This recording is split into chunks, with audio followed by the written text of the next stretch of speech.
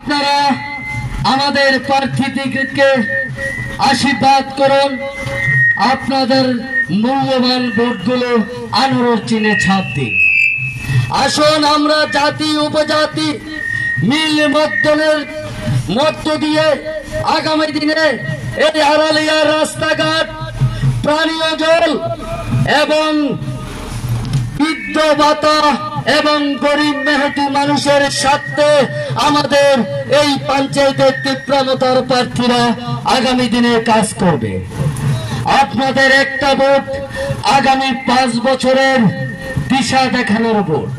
তাই বলছি, আমরা চাই না মন্দির মসজিদ, আমরা চাই না মন্দির মসজিদ, আমরা চাই না সাম্প্রদায়িক দাঙ্গা, আমরা চাই একতা, আমরা চাই থামচা।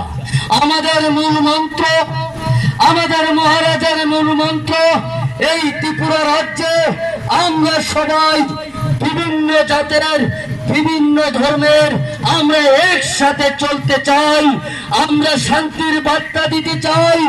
আগামী দিন যেন এই আড়ালিয়া পঞ্চায়েত থেকে আমাদের এই সূচনা শুরু হয়। তাই আমি এলাকার মা বোন এবং ভাই বোনদের কাছে